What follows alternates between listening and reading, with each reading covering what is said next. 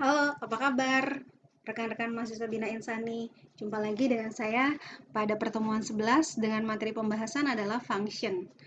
Dan apa sih itu function? Lalu seberapa penting sih function yang digunakan dalam pemrograman Borland C+? Kita lihat penjelasannya di slide berikutnya.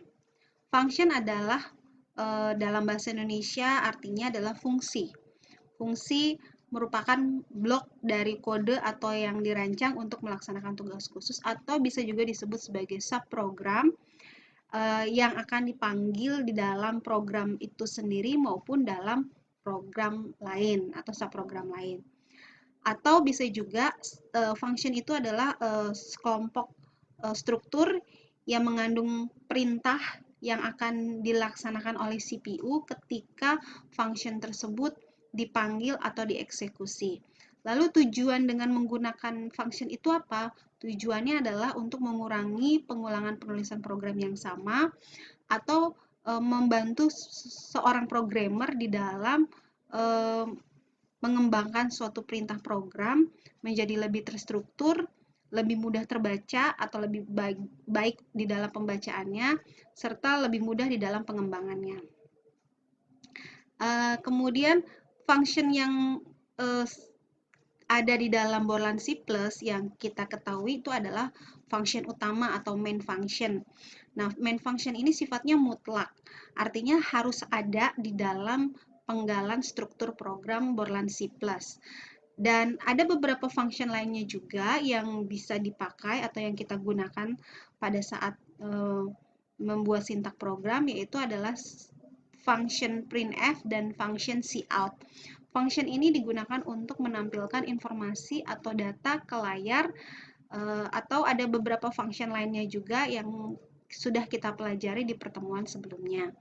Nah, function ini adalah function yang bisa menerima input dan bisa menghasilkan output. Artinya function dapat menerima input dan function juga ada yang tidak menerima input. Nah, di dalam penulisannya apabila dia tidak menerima input biasanya dituliskan dengan penggunaan tanpa parameter ataupun parameter. Kita lihat di dalam penulisan sintaknya.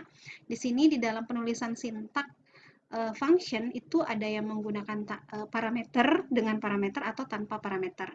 Kalau tanpa parameter di sini maka penulisannya kita menggunakan void lalu nama functionnya lalu di sini di dalam kurungnya ini tidak ada keterangan apapun.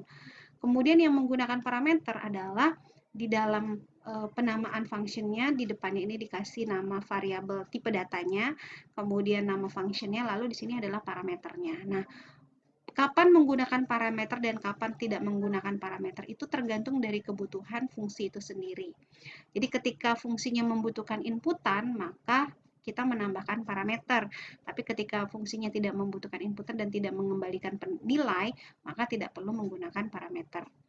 Kemudian di dalam penulisan function sendiri ada dua jenis, yaitu dengan menggunakan definisi fungsi atau juga dengan mendeklarasikan fungsi. Sebagai contoh di sini di dalam penulisannya, kita membuat fungsi namanya say hello. Di dalam penulisannya karena dia tidak ada parameter, maka kita tuliskannya void lalu nama functionnya, lalu di sini adalah pernyataan fungsinya. Kemudian di dalam main program, kita tinggal memanggil nama fungsinya saja, bisa dipanggil secara berulang-ulang. Kemudian kalau yang menggunakan deklarasi adalah kita deklarasikan nama functionnya sebelum function main, kemudian untuk pernyataan fungsinya atau definisi fungsinya itu kita bisa tuliskannya di bawah function main. Ya, jadi kalau mendefinisikan fungsi di bawah function main bisa saja dilakukan asal kita membuat deklarasinya terlebih dahulu. Kalau tidak membuat deklarasi, lalu kita memanggil function di bawah function main, maka function ini tidak bisa dikenali oleh program atau akan terjadi error. Kemudian ada yang disebut dengan parameter atau fungsi dengan parameter. Tadi saya sudah sampaikan bahwa di dalam function itu ada yang menerima inputan sehingga bisa menghasilkan output. Nah, variabel yang digunakan untuk menyimpan nilai di dalam untuk proses function itu disebutnya parameter.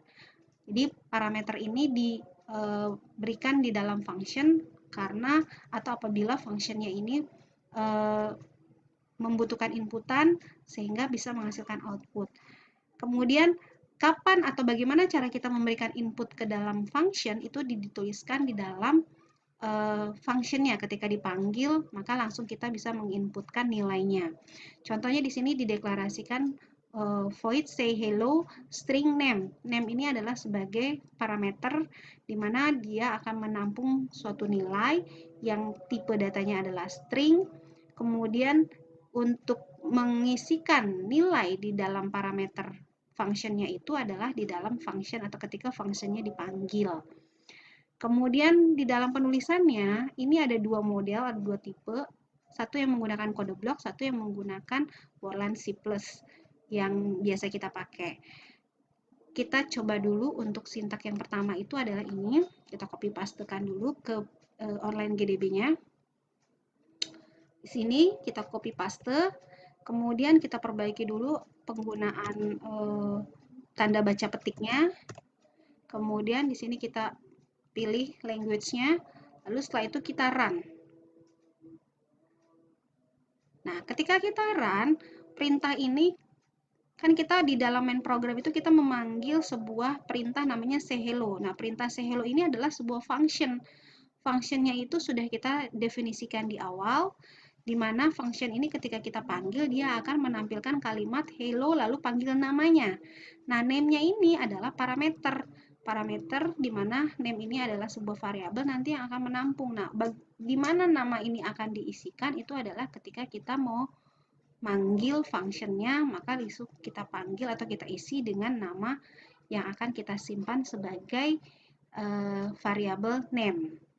Nah, ini kalau menggunakan kode blok program. Sedangkan kalau menggunakan Borland C++, ketika kita copy paste di sini, itu ada beberapa perintah yang butuh penyesuaian sintak. Artinya tidak bisa langsung kita running di dalam Borland C++ karena ada beberapa perintah yang kita bisa gunakan di kode blok program tapi tidak dikenali di Borland C++-nya. Contohnya yang pertama adalah ini tanda merah ini, kita berarti perbaiki dulu tanda kutipnya. Kemudian di dalam Borland C++ di sini dia nggak perlu menggunakan kalimat using namespace, maka kita jadikan dia sebagai comment saja supaya nggak diakses. Kemudian kita coba run untuk kita lihat di mana letak kesalahannya. Yang pertama adalah string cannot start a parameter declaration. Artinya string nggak bisa menjadi parameter pada saat deklarasi. Artinya di dalam Borland C++ ini tipe data string itu nggak dikenali. Nah, untuk menyatakan tipe data menyatakan karakter, maka di sini kita tuliskannya adalah char. Karena supaya char-nya ini bisa dibaca dengan string, maka di belakang name harus dikasih panjang maksimum length-nya, anggaplah 10. Ya kan? Kemudian di sini kita bisa run. Nah, bisa terbaca programnya, tapi di sini tidak ada tampilan layar monitornya.